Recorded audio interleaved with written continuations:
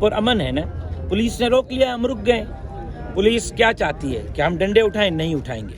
توڑ پھوڑ کریں؟ نہیں کریں گے. جلاؤ گھیراؤ کریں؟ نہیں کریں گے.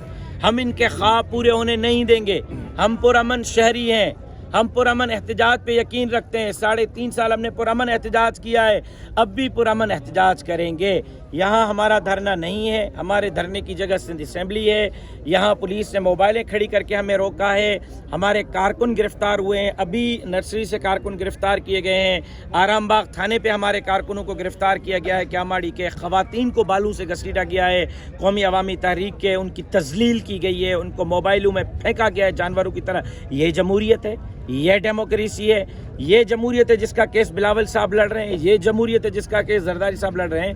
ہم پرامن تھے, پرامن ہیں, پرامن احتجاج کرنا چاہتے ہیں اور پرامن احتجاج کریں گے. پولیس ہمارا راستہ کیوں روکا ہوا ہے؟ چیف جسٹس صاحب اس پہ نوٹس لیں. ہائی کورٹ کے چیف جسٹس, سپریم کورٹ کے چیف جسٹس. میں صبح 8 بجے سے پولیس سے پوچھ رہا ہوں بھائی کیوں روکا ہے؟ کوئی آرڈر ہے؟ کوئی آرڈر تو دکھائیں. پولیس اب تک صبح 8 بجے سے دوپہر 2 بج رہے ہیں, مجھے کوئی آرڈر دکھانے کے لیے تیار نہیں, راستہ دینے کے لیے بھی تیار نہیں. یا مجھے آرڈر دیں کہ ہم اس آرڈر کے تحت آپ کو روک رہے ہیں, میں عدالت جاتا ہوں, یا مجھے راستہ دیں. نہ وہ آرڈر دکھا رہے ہیں, نہ مجھے وہ راستہ دے رہے ہیں. میرے گاڑیوں کے سامنے پولیس موبائلیں کھڑی کی ہوئی ہیں, ہم بھی احتجاج کر رہے ہیں.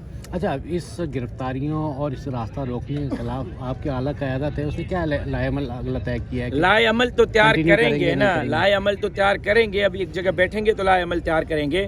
ایک بات بتا دوں کہ اس طرح سندھ حکومت نہیں چلتی.